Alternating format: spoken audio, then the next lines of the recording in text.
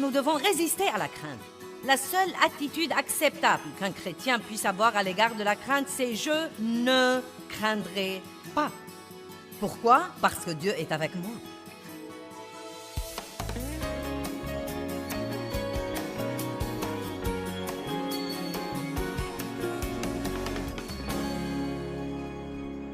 Et la seule solution à la crainte, c'est la foi et la connaissance de l'amour de Dieu pour nous individuellement. L'amour parfait chasse la peur. Comment pourrez-vous faire confiance à quelqu'un si vous ne croyez pas qu'il vous aime tout le temps et qu'il vous aime inconditionnellement? Si Dieu ne va m'aimer que quand je me comporte bien, j'aurai un besoin sérieux et je serai dans le pétrin. Amen. Donc, encore une fois, Dieu vous aime inconditionnellement. La Bible dit des choses étonnantes comme quoi, pour satisfaire son amour, lorsque nous étions encore des pécheurs et des ennemis à lui, Dieu est mort pour nous. Et s'il était prêt à envoyer son Fils unique, combien plus il nous donnera libéralement toutes les autres choses dont nous avons besoin. Dieu nous aime beaucoup et il a un bon plan pour notre vie et il ne veut pas que nous soyons tourmentés par la crainte. Non seulement il ne veut pas que nous soyons tourmentés par la crainte, mais encore il ne veut pas que la crainte entrave notre destinée. Chaque fois que nous essayons d'aller de l'avant ou de faire des progrès, Satan nous offre toujours la crainte pour nous faire régresser. Amen. Donc la crainte numéro 1 dont je veux vous parler, c'est la crainte du mal ou la crainte des ennuis. Personne n'aime avoir des ennuis. Et à l'instant où nous les voyons venir, nous disons normalement « Oh non, pas encore !» Et tout de suite, l'effroi s'installe. Regardons le psaume 27, 13 et 14.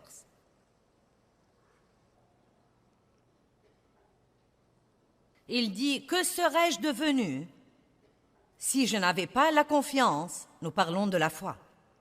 Si je n'avais pas la confiance que je verrais la bonté du Seigneur dans la terre des vivants. C'est merveilleux de parler des bonnes choses que nous aurons quand nous irons au ciel, mais nous savons tous que nous aimerions en avoir une partie dès à présent. David a dit « Que serais-je devenu si je n'avais pas la confiance que je verrais la bonté du Seigneur dans la terre des vivants ?» Donc, je veux que vous fassiez travailler votre bouche pour vous, et non pas contre vous. Je veux que votre bouche s'accorde avec ce que dit la parole de Dieu et d'arrêter de s'accorder avec l'ennemi qui chuchote des mensonges à votre pensée comme « Rien de bon ne m'arrive jamais. Chaque fois que je gagne un peu d'argent, je le perds. Pourquoi rien de bon ne m'arrive jamais ?» Au lieu de dire ce genre de choses, je veux vous encourager à dire tous les jours « Je crois que quelque chose de bon va m'arriver à moi aujourd'hui. Je crois. Libérez votre foi. Nous avons tous la foi, d'après Romains 12, 3. Ce verset dit « À chacun est départie une mesure de foi. » Nous avons la foi, mais beaucoup de gens l'ont seulement, ils ne l'utilisent pas. Vous savez, j'avais ce bouclier vendredi matin, car la Bible dit dans Éphésiens de soulever le bouclier de la foi. C'est une autre façon de dire « Libérez votre foi ». Quels sont les moyens dont nous pouvons la libérer? Par la prière, par les paroles et par l'action inspirée de Dieu. Combien d'entre vous peuvent se rappeler ça? La prière, les paroles et l'action. Ce que nous disons est très, très, très, très important. Et croyez-moi, ce que nous disons est beaucoup plus important que nous le croyons. La Bible dit dans Proverbe 18, 21, « La mort et la vie dépendent de la langue.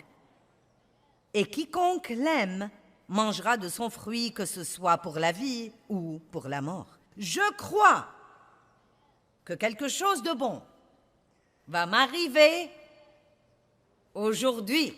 Et ensuite, j'aime ajouter à ça que parce que je ne veux pas être égoïste et vouloir quelque chose de bon seulement pour moi, je fais suivre ça et je dis, et je crois que quelque chose de bon va arriver par moi aujourd'hui. Amen. À moi et par moi. Sans la foi, nous vivons dans la crainte. Et c'est pourquoi Dieu nous a donné la foi. Sans la foi, nous ne pouvons pas recevoir de Dieu. La grâce et la miséricorde de Dieu ont payé toutes les bénédictions qui sont disponibles pour nous et nous les recevons simplement par la main de la foi. Quand nous libérons notre foi, nous disons Dieu, je crois, et croire veut dire recevoir. Si vous regardez la définition de croire, cela veut dire recevoir, et la définition de recevoir veut dire croire. Donc quand je dis je crois, je dis en fait je reçois. Sans la crainte, nous ne pouvons pas recevoir de Satan. Pensez-y. Sans la foi, nous ne recevons pas de Dieu. Mais sans la crainte, nous ne pouvons pas recevoir de Satan. Maintenant, ce n'est pas parce que vous ressentez la crainte que vous devez craindre. Et c'est une chose très importante que les gens doivent comprendre. Nous allons toujours ressentir la crainte à différents moments, mais elle n'est pas la mienne jusqu'à ce que je la prenne.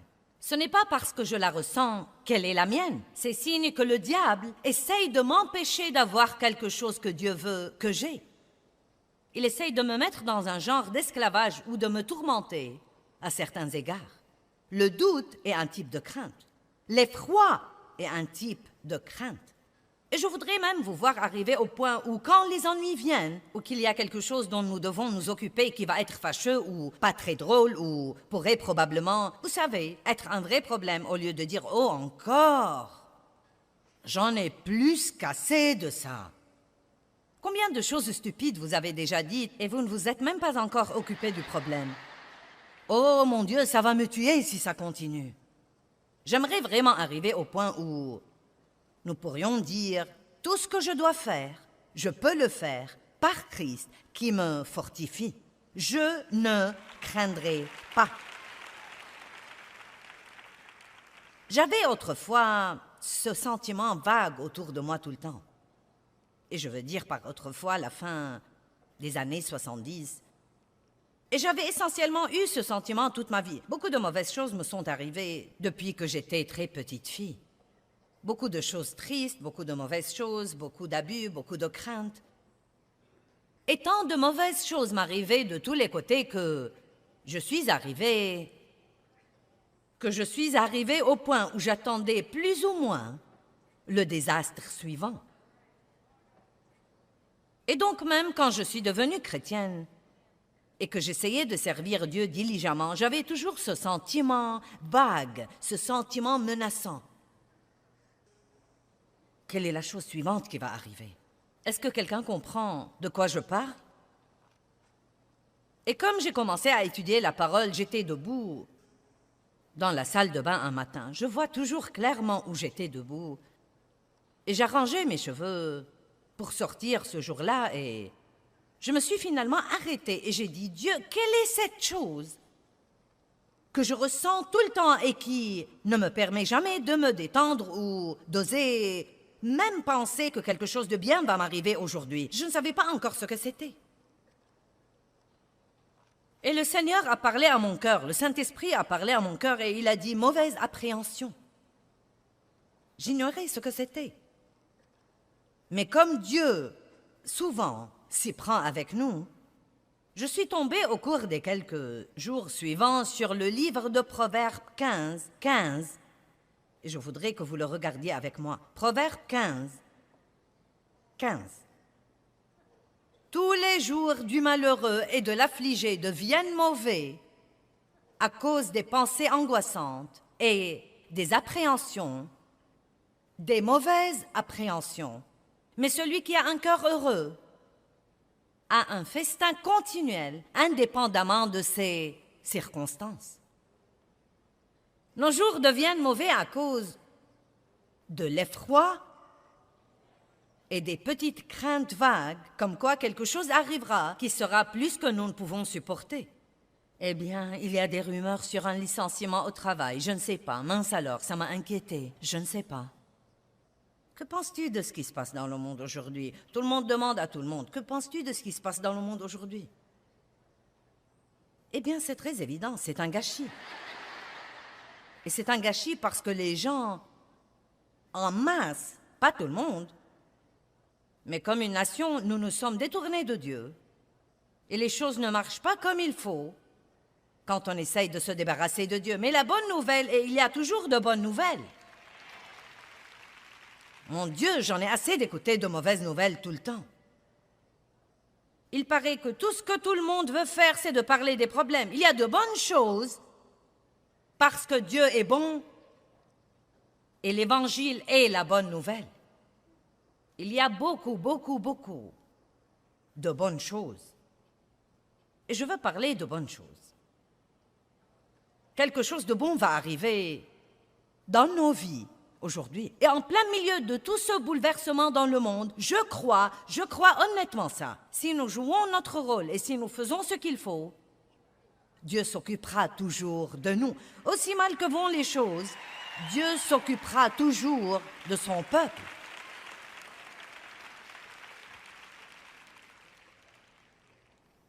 Et c'est ce que nous devons regarder. Les mauvaises appréhensions.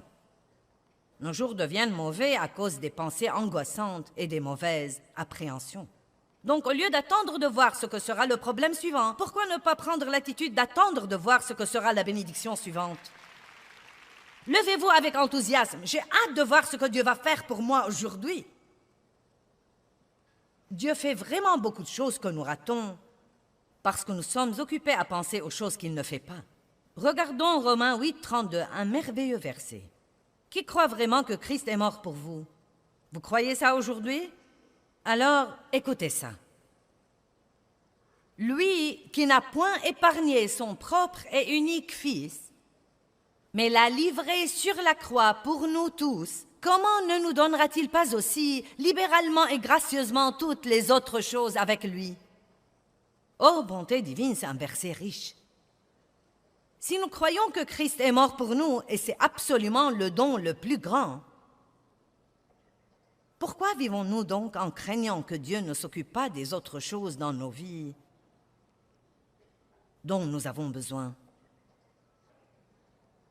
Quelque chose de bon va arriver.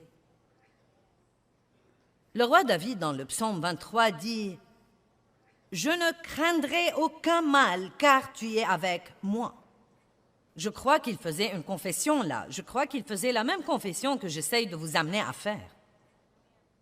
Tant de ces choses que nous voyons David dire dans les psaumes, je ne suis pas sûre qu'ils fussent nécessairement son compte-rendu de ce qui arrivait. Je crois qu'il déclarait ce qu'il croyait. Je ne craindrai aucun mal. Le Seigneur est mon berger, je ne manquerai de rien. Oui, même quand je marcherai par la vallée de l'ombre de la mort, tu es avec moi. Je ne craindrai aucun mal, car tu es avec moi. Ne craignez pas les mauvaises nouvelles. Et quand vous les recevez, la première chose à laquelle vous devez penser, je suis plus que vainqueur. Que veut dire vraiment ce verset dans Romains 8, 37? En plein milieu de toutes ces choses, nous sommes plus que vainqueurs. J'y ai beaucoup pensé. Et je crois vraiment ce que je me prépare à dire. Je crois qu'être plus que vainqueur veut dire que vous savez déjà que vous avez la victoire avant même d'avoir le problème. N'est-ce pas merveilleux d'être tellement hardi que quoi qu'il arrive, on ne doit pas le craindre? Si je perds mon travail, Dieu m'en donnera un autre. Dieu s'occupera de moi. Il m'a donné celui que j'ai et il m'en donnera un autre. Rappelez-vous, nous recevons du diable par la crainte, nous recevons de Dieu par la foi. Nous devons résister à la crainte. La seule attitude acceptable qu'un chrétien puisse avoir à l'égard de la crainte, c'est « je ne craindrai pas ». Pourquoi? Parce que Dieu est avec moi. Et tant que Dieu est avec moi, il s'occupera de tout le reste. Dans Ésaïe 30, 18, c'est un beau verset. Il est très long dans la Bible amplifiée, mais il dit que Dieu attend, cherche et désire de trouver quelqu'un pour être bon envers lui et qu'il peut être bon envers ceux qui attendent, cherchent et désirent qu'il soit bon envers eux. Imaginez cette image. Dieu en haut dans les cieux qui dit parce qu'il est si plein d'amour et l'amour veut donner. Oh, que puis-je faire pour quelqu'un aujourd'hui? Et il ne cherche pas quelqu'un qui dit « Oh, je ne sais pas si je peux supporter ça. J'en ai plus qu'assez des mauvaises nouvelles. Un problème, chaque fois que je me retourne, je trouve un autre problème. Quand est-ce que quelque chose de bon va m'arriver? Dieu lui dira, eh bien, je devrais t'ignorer. Eh bien, que cherche Dieu? Il cherche ce petit croyant doux qui dit « Je crois vraiment que quelque chose de bon va m'arriver dans ma vie. Je crois vraiment que Dieu prend soin de moi. » Maintenant, vous savez quoi? Vous applaudissez tous, mais je veux vous demander, vous allez commencer à faire ça? Et non pas le faire pour 3 jours jusqu'à oublier ce que j'ai prêché pendant que j'étais ici. Faites-en une habitude. Et même au jour où vous avez des problèmes, levez-vous et dites, Dieu est de mon côté, il est avec moi, je ne craindrai pas. Chaque fois que vous ressentez la crainte, dites, je ne craindrai pas. Ne soyez pas un chrétien paresseux, ouvrez la bouche et répondez au diable. Allez. Parlez un peu avec vous-même. Je dois me parler toute seule tout le temps. Je m'occupe en ce moment de quelques trucs qui ne sont pas très agréables. Parfois, je ne dois pas m'occuper de trucs, parfois si. En ce moment, je suis dans un temps où je dois m'occuper de quelques trucs. Et j'ai dû me parler toute seule, même ce week-end. Je suis si contente de prêcher sur la foi. Si contente de prêcher ce matin sur ne pas redouter les mauvaises choses auxquelles nous devons faire face dans la vie. Je dois continuer à dire, cela passera aussi. Ça marchera vraiment bien. D'ici une semaine ou la semaine d'après, ce sera bien fini. Dieu s'en occupera. Parlez-vous tout seul. Ne laissez pas le diable vous parler. Répondez-lui toujours. La deuxième crainte dont nous allons parler un peu ce matin est la crainte du rejet.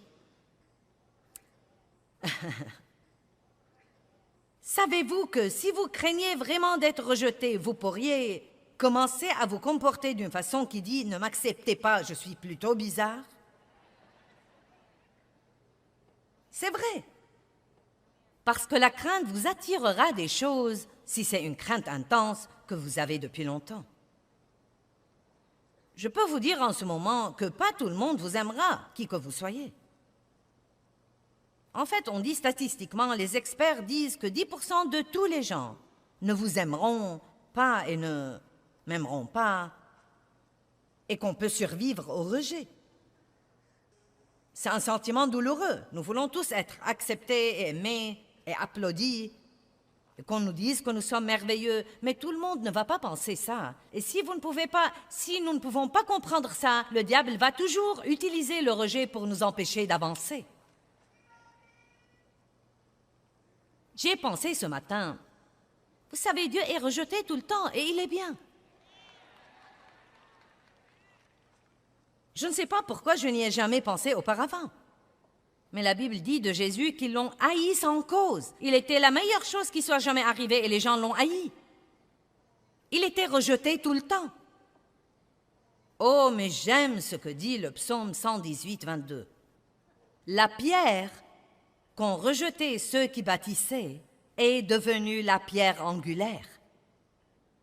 Allez maintenant. Ils ont rejeté Jésus, mais Dieu l'a promu. Et qui que soit celui qui vous rejette, si vous gardez vos yeux sur Dieu et que vous ne laissez pas ce rejet vous détruire, Dieu vous promouvra en temps voulu et d'habitude devant les gens qui vous ont rejeté. Dieu nous a donné l'individualité et il s'attend à ce que nous ne la refusions pas. Vous ne devez pas ressembler à tous les autres pour être bien accepté. Et si quelqu'un ne peut pas vous recevoir comme vous êtes, vous n'avez pas besoin de lui dans votre vie de toute façon. Amen.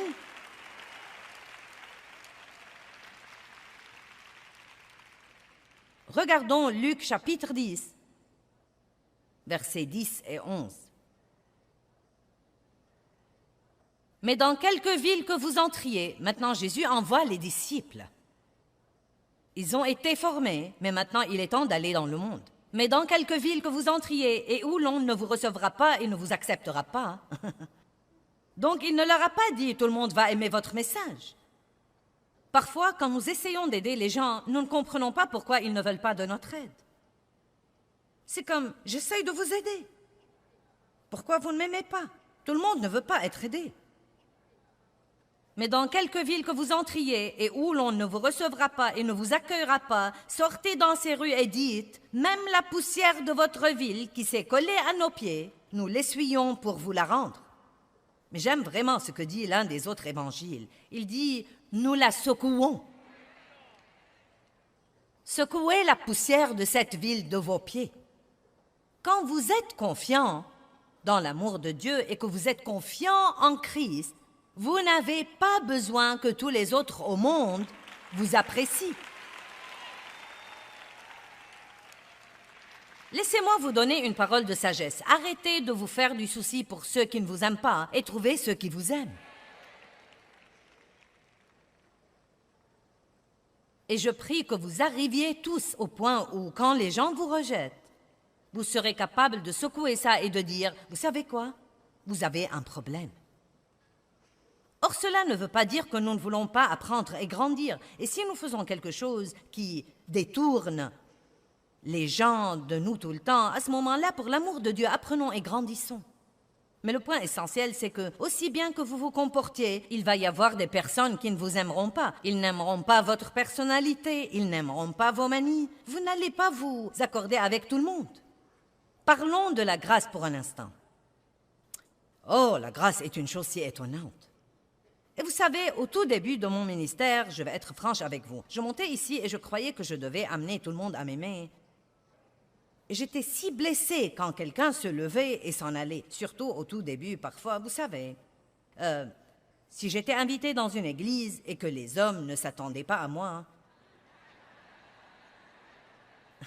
il y avait parfois des hommes qui se levaient et s'en allaient. Oh, c'était si dur. Mince alors, cela me blessait parce que je manquais d'assurance. Et je tirais toujours une partie de ma valeur des visages des gens, de leurs actions. Est-ce qu'ils sourient? Est-ce qu'ils froncent leurs sourcils? Sont-ils endormis? Sont-ils éveillés? Et vous savez, quand vous avez la crainte du rejet, vous imaginez des choses qui ne sont même pas vraies. Je me rappelle que j'étais une fois dans une réunion où j'enseignais et au bout de 10 minutes seulement du sermon, une femme s'est levée, elle était dans la deuxième rangée, et elle est partie. Eh bien non, mais le diable m'a dit, elle ne t'aime pas. Et j'ai été tourmentée par ça tout au long de mon enseignement ce soir-là. Non mais cela m'a presque achevée parce que je pensais, eh bien, mon sermon doit être mauvais. Et vous savez, c'est horrible. Non, mais si vous croyez que c'est dur que le diable attaque votre pensée, essayez de prêcher dans une salle remplie de gens et voyez-le attaquer votre pensée.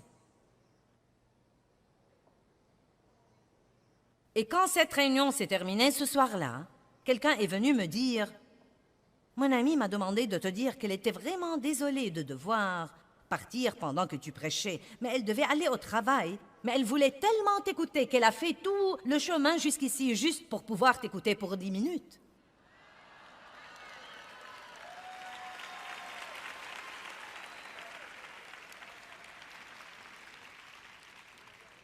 Maintenant, quand les gens s'en vont, je dis, je suis contente que vous soyez venus et restés aussi longtemps que vous êtes restés. Tout dépend de notre pensée et de la façon dont nous décidons de regarder les choses. Croyez-moi, nous prenons les choses très différemment quand nous sommes plus sûrs et quand nous sommes confiants en qui nous sommes en Christ. Et je ne dis pas que le rejet ne fait pas mal si quelqu'un se présente et dit « Tu sais, tu es blablabla, blablabla. » Naturellement, ça va faire mal, mais je veux vous dire que vous pouvez survivre à ça parce que la Bible dit que celui qui vous rejette à vous rejette Jésus aussi. Jésus se sent visé quand les gens nous rejettent. Je ne me tiendrai plus debout ici pour amener tout le monde à m'aimer. Ce n'est pas ce que je fais ici. J'espère en Dieu pour vous amener à m'aimer.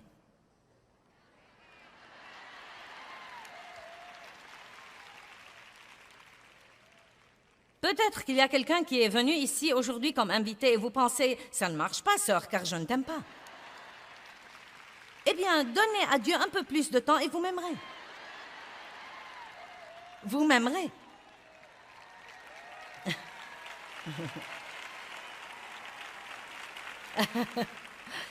Vous voyez, je suggère que vous priez, Dieu, donne-moi grâce partout où que j'aille aujourd'hui. Dieu, toi, amène les gens à m'aimer, parce que je n'ai pas l'énergie de jouer au plus fin avec les gens. Eh bien, c'est trop de stress de sortir et d'avoir à ne pas être moi.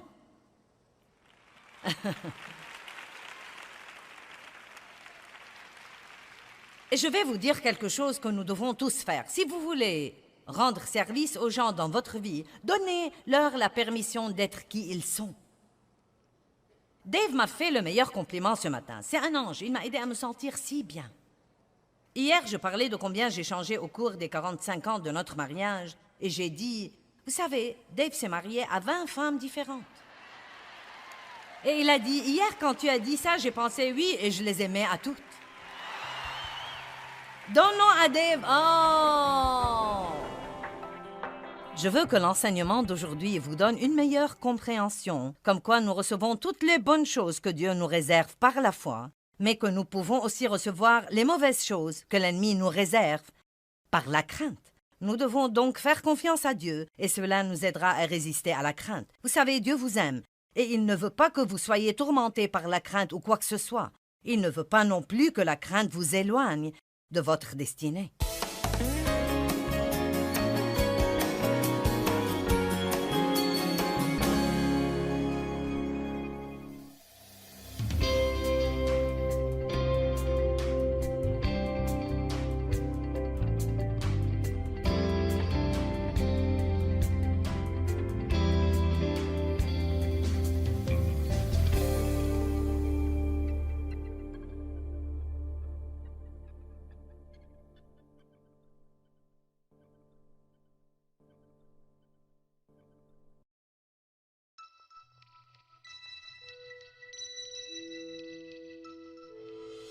Nous devons résister à la crainte.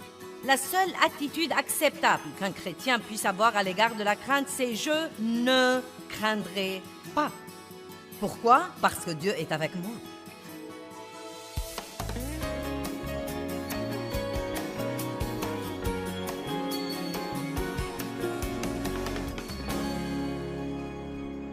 Et la seule solution à la crainte, c'est la foi et la connaissance de l'amour de Dieu pour nous individuellement.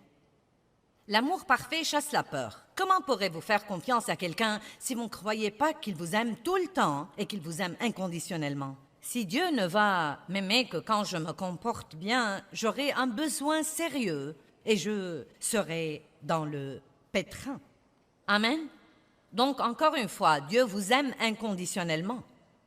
La Bible dit des choses étonnantes comme quoi, pour satisfaire son amour, lorsque nous étions encore des pécheurs et des ennemis à lui, Dieu est mort pour nous.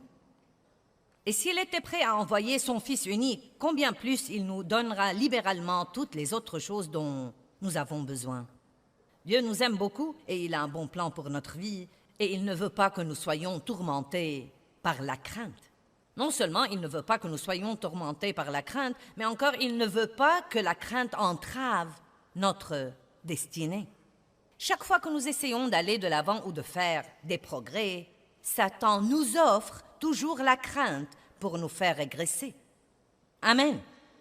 Donc la crainte numéro 1 dont je veux vous parler, c'est la crainte du mal ou la crainte des ennuis.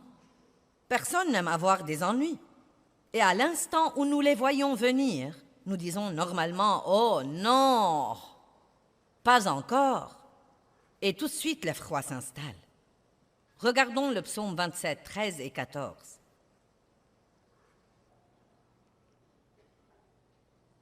Il dit « Que serais-je devenu si je n'avais pas la confiance ?» Nous parlons de la foi. Si je n'avais pas la confiance que je verrais la bonté du Seigneur dans la terre des vivants. C'est merveilleux de parler des bonnes choses que nous aurons quand nous irons au ciel, mais nous savons tous que nous aimerions en avoir une partie dès à présent. David a dit « Que serais-je devenu si je n'avais pas la confiance que je verrai la bonté du Seigneur dans la terre des vivants. Donc, je veux que vous fassiez travailler votre bouche pour vous et non pas contre vous. Je veux que votre bouche s'accorde avec ce que dit la parole de Dieu et d'arrêter de s'accorder avec l'ennemi qui chuchote des mensonges à votre pensée comme « rien de bon ne m'arrive jamais ». Chaque fois que je gagne un peu d'argent, je le perds. Pourquoi rien de bon ne m'arrive jamais? Au lieu de dire ce genre de choses, je veux vous encourager à dire tous les jours « je crois que quelque chose de bon va m'arriver à moi aujourd'hui ». Je crois, libérez votre foi. Nous avons tous la foi, d'après Romains 12, 3. Ce verset dit « à chacun est départie une mesure de foi ». Nous avons la foi, mais beaucoup de gens l'ont seulement, ils ne l'utilisent pas. Vous savez, j'avais ce bouclier vendredi matin, car la Bible dit dans Éphésiens de soulever le bouclier de la foi. C'est une autre façon de dire « libérez votre foi ». Quels sont les moyens dont nous pouvons la libérer? Par la prière, par les paroles et par l'action inspirée de Dieu. Combien d'entre vous peuvent se rappeler ça? La prière, les paroles et l'action. Ce que nous disons est très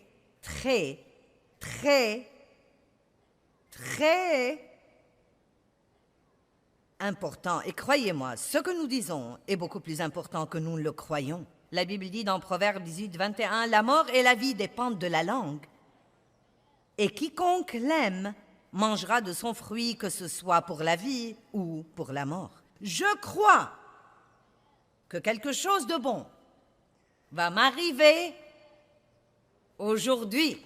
Et ensuite, j'aime ajouter à ça que parce que je ne veux pas être égoïste et vouloir quelque chose de bon seulement pour moi, je fais suivre ça et je dis, et je crois que quelque chose de bon va arriver par moi aujourd'hui. Amen. À moi et par moi.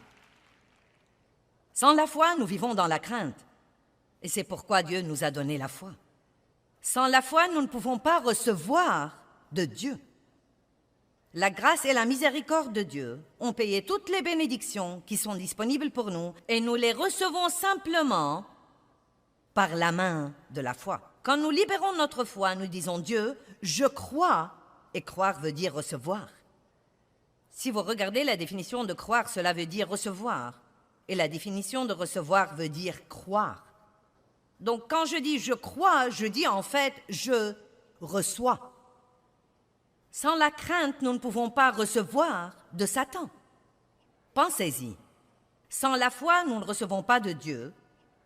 Mais sans la crainte, nous ne pouvons pas recevoir de Satan. Maintenant, ce n'est pas parce que vous ressentez la crainte que vous devez craindre. Et c'est une chose très importante que les gens doivent comprendre. Nous allons toujours ressentir la crainte à différents moments, mais elle n'est pas la mienne jusqu'à ce que je la prenne. Ce n'est pas parce que je la ressens qu'elle est la mienne. C'est signe que le diable essaye de m'empêcher d'avoir quelque chose que Dieu veut que j'ai. Il essaye de me mettre dans un genre d'esclavage ou de me tourmenter à certains égards. Le doute est un type de crainte. L'effroi est un type de crainte. Et je voudrais même vous voir arriver au point où, quand les ennuis viennent, ou qu'il y a quelque chose dont nous devons nous occuper qui va être fâcheux ou pas très drôle ou pourrait probablement, vous savez, être un vrai problème au lieu de dire « Oh, encore ! J'en ai plus qu'assez de ça !» Combien de choses stupides vous avez déjà dites et vous ne vous êtes même pas encore occupé du problème? « Oh mon Dieu, ça va me tuer si ça continue !» J'aimerais vraiment arriver au point où nous pourrions dire « Tout ce que je dois faire, je peux le faire par Christ qui me fortifie. Je ne craindrai pas. » J'avais autrefois ce sentiment vague autour de moi tout le temps. Et je veux dire par autrefois la fin des années 70. Et j'avais essentiellement eu ce sentiment toute ma vie. Beaucoup de mauvaises choses me sont arrivées depuis que j'étais très petite fille. Beaucoup de choses tristes, beaucoup de mauvaises choses, beaucoup d'abus, beaucoup de craintes. Et tant de mauvaises choses m'arrivaient de tous les côtés que je suis arrivée au point où j'attendais plus ou moins le désastre suivant. Et donc même quand je suis devenue chrétienne, et que j'essayais de servir Dieu diligemment, j'avais toujours ce sentiment vague, ce sentiment menaçant. Quelle est la chose suivante qui va arriver? Est-ce que quelqu'un comprend de quoi je parle? Et comme j'ai commencé à étudier la parole, j'étais debout dans la salle de bain un matin. Je vois toujours clairement où j'étais debout. Et j'arrangeais mes cheveux pour sortir ce jour-là et je me suis finalement arrêtée et j'ai dit, Dieu, quelle est cette chose que je ressens tout le temps et qui ne me permet jamais de me détendre ou d'oser même penser que quelque chose de bien va m'arriver aujourd'hui? Je ne savais pas encore ce que c'était. Et le Seigneur a parlé à mon cœur, le Saint-Esprit a parlé à mon cœur et il a dit « mauvaise appréhension ». J'ignorais ce que c'était.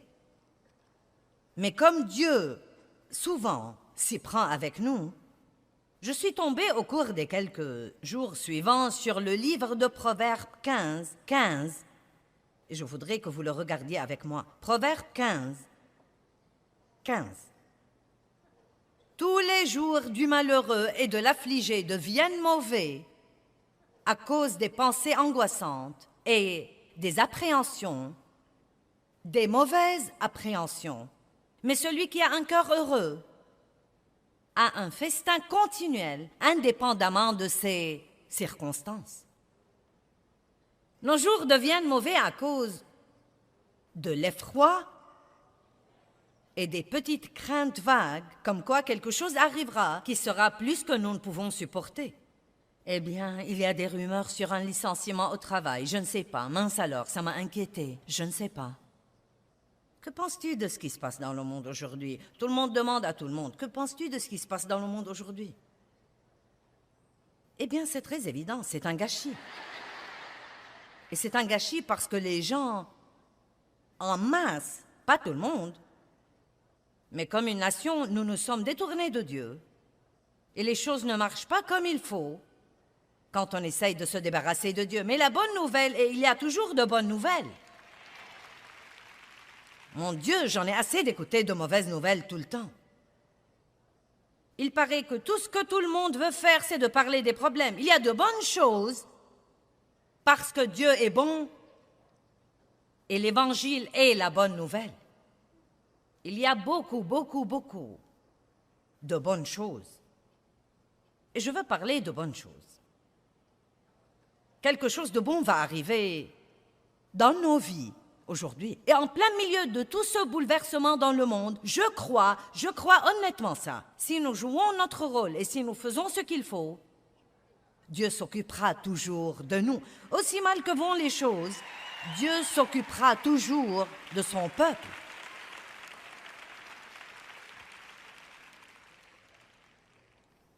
Et c'est ce que nous devons regarder. Les mauvaises appréhensions. Nos jours deviennent mauvais à cause des pensées angoissantes et des mauvaises appréhensions.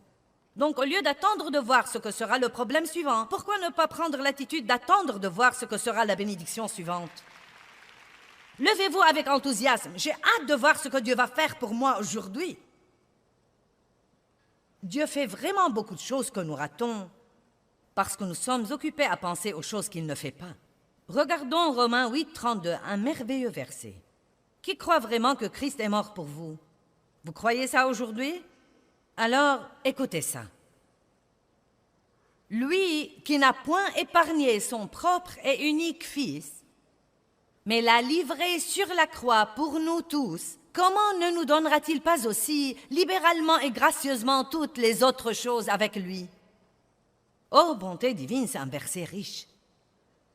Si nous croyons que Christ est mort pour nous, et c'est absolument le don le plus grand, pourquoi vivons-nous donc en craignant que Dieu ne s'occupe pas des autres choses dans nos vies dont nous avons besoin? Quelque chose de bon va arriver. Le roi David, dans le psaume 23, dit « Je ne craindrai aucun mal, car tu es avec moi. » Je crois qu'il faisait une confession là. Je crois qu'il faisait la même confession que j'essaye de vous amener à faire. Tant de ces choses que nous voyons David dire dans les psaumes Je ne suis pas sûre qu'ils fussent nécessairement son compte-rendu de ce qui arrivait. Je crois qu'il déclarait ce qu'il croyait. Je ne craindrai aucun mal. Le Seigneur est mon berger. Je ne manquerai de rien. Oui, même quand je marcherai par la vallée de l'ombre de la mort, tu es avec moi. Je ne craindrai aucun mal, car tu es avec moi. Ne craignez pas les mauvaises nouvelles. Et quand vous les recevez, la première chose à laquelle vous devez penser, je suis plus que vainqueur. Que veut dire vraiment ce verset dans Romains 8, 37? En plein milieu de toutes ces choses, nous sommes plus que vainqueurs. J'y ai beaucoup pensé. Et je crois vraiment ce que je me prépare à dire. Je crois qu'être plus que vainqueur veut dire que vous savez déjà que vous avez la victoire avant même d'avoir le problème. N'est-ce pas merveilleux d'être tellement hardi que quoi qu'il arrive, on ne doit pas le craindre? Si je perds mon travail, Dieu m'en donnera un autre. Dieu s'occupera de moi. Il m'a donné celui que j'ai et il m'en donnera un autre. Rappelez-vous, nous recevons du diable par la crainte. Nous recevons de Dieu par la foi. Nous devons résister à la crainte. La seule attitude acceptable qu'un chrétien puisse avoir à l'égard de la crainte, c'est « je ne craindrai pas ». Pourquoi? Parce que Dieu est avec moi. Et tant que Dieu est avec moi, il s'occupera de tout le reste. Dans Ésaïe 30, 18, c'est un beau verset. Il est très long dans la Bible amplifiée, mais il dit que Dieu attend, cherche et désire de trouver quelqu'un pour être bon envers lui et qu'il peut être bon envers ceux qui attendent, cherchent et désirent qu'il soit bon envers eux. Imaginez cette image. Dieu en haut dans les cieux qui dit parce qu'il est si plein d'amour et l'amour veut donner. Oh, que puis-je faire pour quelqu'un aujourd'hui? Et il ne cherche pas quelqu'un qui dit « Oh, je ne sais pas si je peux supporter ça. J'en ai plus qu'assez des mauvaises nouvelles. Un problème, chaque fois que je me retourne, je trouve un autre problème. Quand est-ce que quelque chose de bon va m'arriver? » Dieu lui dira « Eh bien, je devrais t'ignorer. » Eh bien, que cherche Dieu? Il cherche ce petit croyant doux qui dit « Je crois vraiment que quelque chose de bon va m'arriver dans ma vie. Je crois vraiment que Dieu prend soin de moi. » Maintenant, vous savez quoi? Vous applaudissez tous, mais je veux vous demander, vous allez commencer à faire ça? Et non pas le faire pour 3 jours jusqu'à oublier ce que j'ai prêché pendant que j'étais ici. Faites-en une habitude. Et même au jour où vous avez des problèmes, levez-vous et dites « Dieu est de mon côté, il est avec moi, je ne craindrai pas ». Chaque fois que vous ressentez la crainte, dites « Je ne craindrai pas ». Ne soyez pas un chrétien paresseux, ouvrez la bouche et répondez au diable. Allez. Parlez un peu avec vous-même. Je dois me parler toute seule tout le temps. Je m'occupe en ce moment de quelques trucs qui ne sont pas très agréables. Parfois, je ne dois pas m'occuper de trucs, parfois si. En ce moment, je suis dans un temps où je dois m'occuper de quelques trucs. Et j'ai dû me parler toute seule, même ce week-end. Je suis si contente de prêcher sur la foi. Si contente de prêcher ce matin sur ne pas redouter les mauvaises choses auxquelles nous devons faire face dans la vie. Je dois continuer à dire, cela passera aussi. Ça marchera vraiment bien. D'ici une semaine ou la semaine d'après, ce sera bien fini. Dieu s'en occupera. Parlez-vous tout seul. Ne laissez pas le diable vous parler. Répondez-lui toujours. La deuxième crainte dont nous allons parler un peu ce matin est la crainte du rejet. Savez-vous que si vous craignez vraiment d'être rejeté, vous pourriez commencer à vous comporter d'une façon qui dit « Ne m'acceptez pas, je suis plutôt bizarre ». C'est vrai. Parce que la crainte vous attirera des choses si c'est une crainte intense que vous avez depuis longtemps. Je peux vous dire en ce moment que pas tout le monde vous aimera, qui que vous soyez.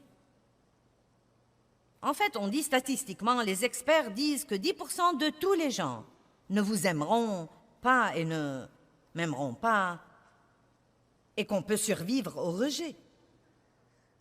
C'est un sentiment douloureux. Nous voulons tous être acceptés, et aimés et applaudis, et qu'on nous dise que nous sommes merveilleux. Mais tout le monde ne va pas penser ça. Et si nous ne pouvons pas comprendre ça, le diable va toujours utiliser le rejet pour nous empêcher d'avancer.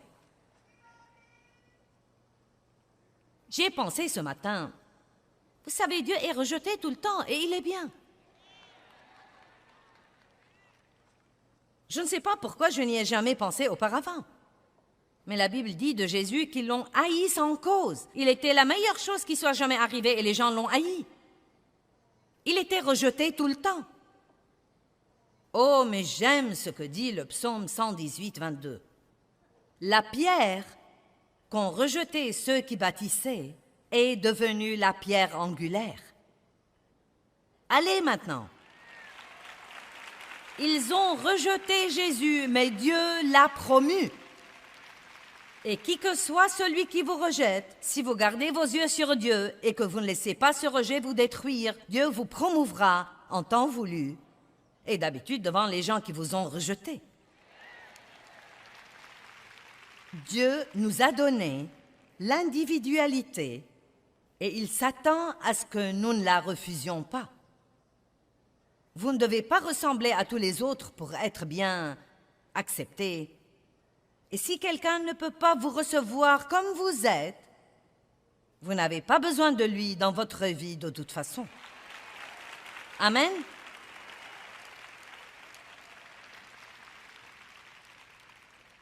Regardons Luc chapitre 10, versets 10 et 11. Mais dans quelque ville que vous entriez, maintenant Jésus envoie les disciples. Ils ont été formés, mais maintenant il est temps d'aller dans le monde. Mais dans quelque ville que vous entriez et où l'on ne vous recevra pas et ne vous acceptera pas. Donc il ne leur a pas dit « tout le monde va aimer votre message ». Parfois, quand nous essayons d'aider les gens, nous ne comprenons pas pourquoi ils ne veulent pas de notre aide. C'est comme « j'essaye de vous aider ». Pourquoi vous ne m'aimez pas? Tout le monde ne veut pas être aidé. Mais dans quelque ville que vous entriez et où l'on ne vous recevra pas et ne vous accueillera pas, sortez dans ces rues et dites, même la poussière de votre ville qui s'est collée à nos pieds, nous l'essuyons pour vous la rendre. Mais j'aime vraiment ce que dit l'un des autres évangiles. Il dit, nous la secouons. Secouez la poussière de cette ville de vos pieds.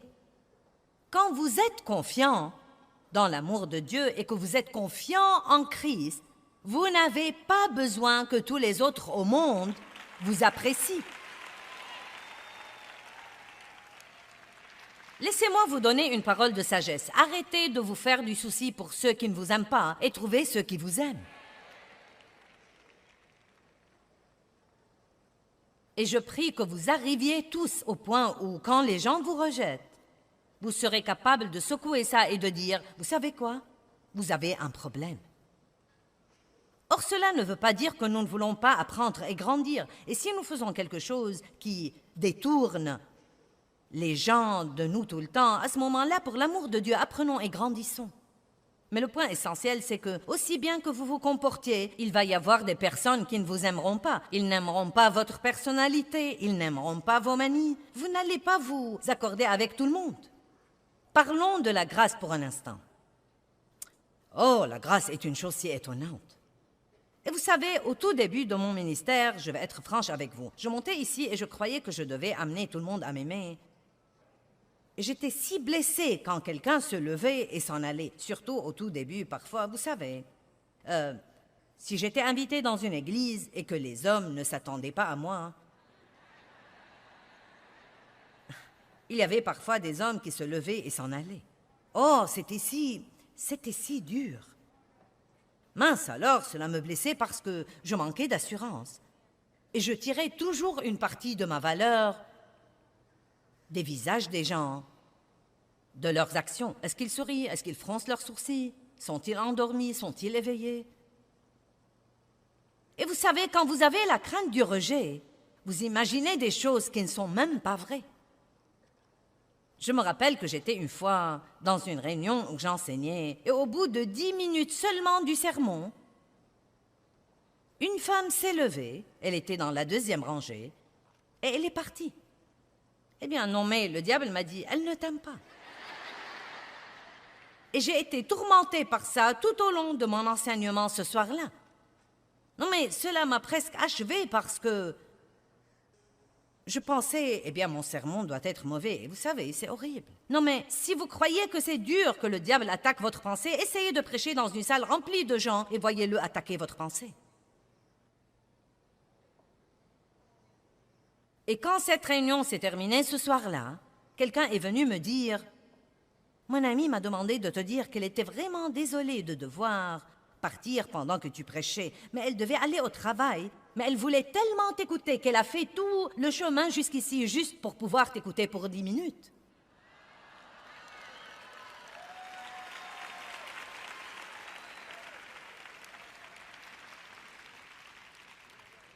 Maintenant, quand les gens s'en vont, je dis « Je suis contente que vous soyez venus et restés aussi longtemps que vous êtes restés. »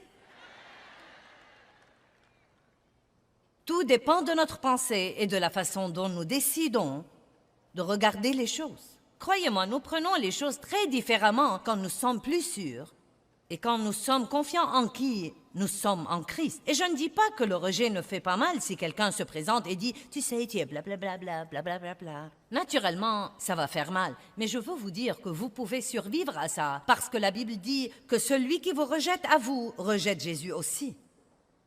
Jésus se sent visé quand les gens nous rejettent. Je ne me tiendrai plus debout ici pour amener tout le monde à m'aimer.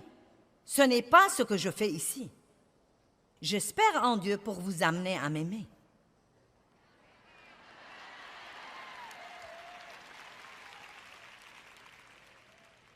Peut-être qu'il y a quelqu'un qui est venu ici aujourd'hui comme invité et vous pensez « Ça ne marche pas, sœur, car je ne t'aime pas. » Eh bien, donnez à Dieu un peu plus de temps et vous m'aimerez. Vous m'aimerez.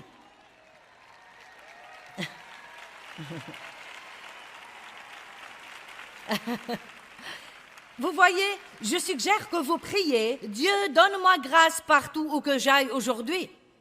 Dieu, toi, amène les gens à m'aimer, parce que je n'ai pas l'énergie de jouer au plus fin avec les gens. Eh bien, c'est trop de stress de sortir et d'avoir à ne pas être moi.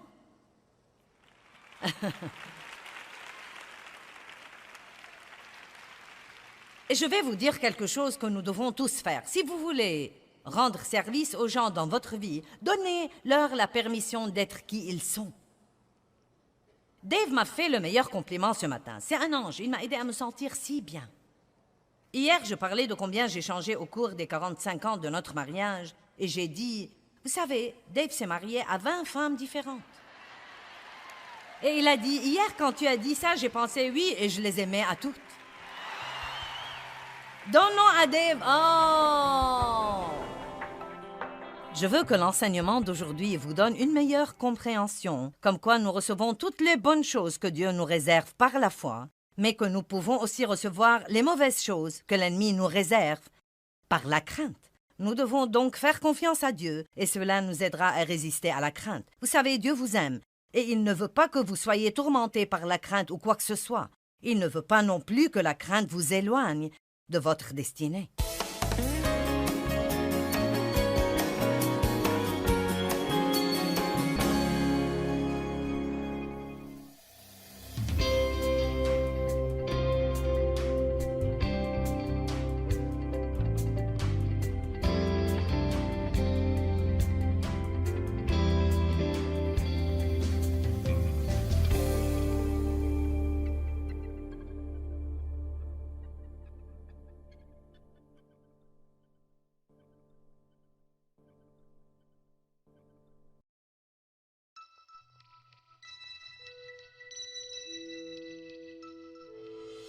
Nous devons résister à la crainte. La seule attitude acceptable qu'un chrétien puisse avoir à l'égard de la crainte, c'est « je ne craindrai pas ». Pourquoi? Parce que Dieu est avec moi.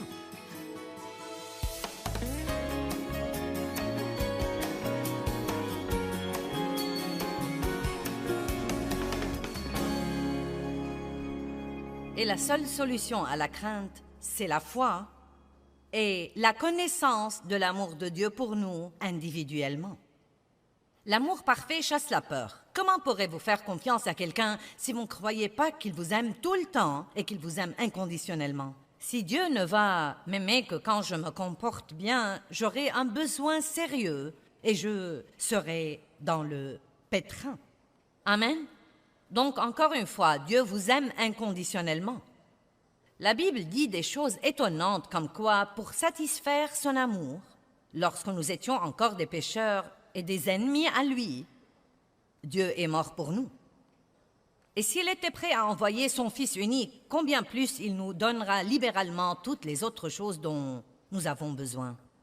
Dieu nous aime beaucoup et il a un bon plan pour notre vie et il ne veut pas que nous soyons tourmentés par la crainte. Non seulement il ne veut pas que nous soyons tourmentés par la crainte, mais encore il ne veut pas que la crainte entrave notre destinée. Chaque fois que nous essayons d'aller de l'avant ou de faire des progrès, Satan nous offre toujours la crainte pour nous faire régresser. Amen. Donc la crainte numéro 1 dont je veux vous parler, c'est la crainte du mal ou la crainte des ennuis.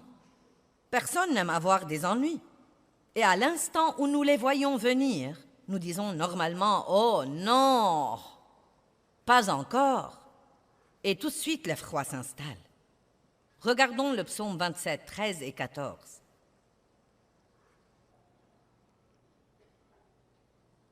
Il dit « Que serais-je devenu si je n'avais pas la confiance ?» Nous parlons de la foi. Si je n'avais pas la confiance que je verrais la bonté du Seigneur dans la terre des vivants. C'est merveilleux de parler des bonnes choses que nous aurons quand nous irons au ciel, mais nous savons tous que nous aimerions en avoir une partie dès à présent.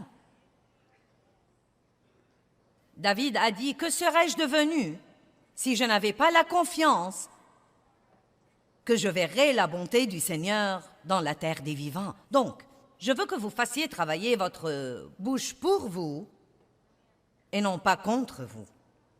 Je veux que votre bouche s'accorde avec ce que dit la parole de Dieu et d'arrêter de s'accorder avec l'ennemi qui chuchote des mensonges à votre pensée comme « Rien de bon ne m'arrive jamais. Chaque fois que je gagne un peu d'argent, je le perds. Pourquoi rien de bon ne m'arrive jamais ?» Au lieu de dire ce genre de choses, je veux vous encourager à dire tous les jours « Je crois que quelque chose de bon va m'arriver à moi aujourd'hui. Je crois. Libérez votre foi. Nous avons tous la foi, d'après Romains 12, 3. Ce verset dit « À chacun est départie une mesure de foi. » Nous avons la foi, mais beaucoup de gens l'ont seulement, ils ne l'utilisent pas. Vous savez, j'avais ce bouclier vendredi matin, car la Bible dit dans Éphésiens de soulever le bouclier de la foi. C'est une autre façon de dire « libérez votre foi ». Quels sont les moyens dont nous pouvons la libérer? Par la prière, par les paroles et par l'action inspirée de Dieu. Combien d'entre vous peuvent se rappeler ça? La prière, les paroles et l'action. Ce que nous disons est très, très, très, très important. Et croyez-moi, ce que nous disons est beaucoup plus important que nous le croyons. La Bible dit dans Proverbe 18, 21, « La mort et la vie dépendent de la langue. Et quiconque l'aime mangera de son fruit, que ce soit pour la vie ou pour la mort. » Je crois que quelque chose de bon va m'arriver aujourd'hui. Et ensuite, j'aime ajouter à ça que parce que je ne veux pas être égoïste et vouloir quelque chose de bon seulement pour moi, je fais suivre ça et je dis, et je crois que quelque chose de bon va arriver par moi aujourd'hui. Amen. À moi et par moi. Sans la foi, nous vivons dans la crainte. Et c'est pourquoi Dieu nous a donné la foi. Sans la foi, nous ne pouvons pas recevoir de Dieu. La grâce et la miséricorde de Dieu ont payé toutes les bénédictions qui sont disponibles pour nous et nous les recevons simplement par la main de la foi. Quand nous libérons notre foi, nous disons « Dieu, je crois » et croire veut dire recevoir. Si vous regardez la définition de croire, cela veut dire recevoir et la définition de recevoir veut dire croire. Donc quand je dis « je crois », je dis en fait « je reçoit. Sans la crainte, nous ne pouvons pas recevoir de Satan. Pensez-y. Sans la foi, nous ne recevons pas de Dieu. Mais sans la crainte, nous ne pouvons pas recevoir de Satan. Maintenant, ce n'est pas parce que vous ressentez la crainte que vous devez craindre. Et c'est une chose très importante que les gens doivent comprendre. Nous allons toujours ressentir la crainte.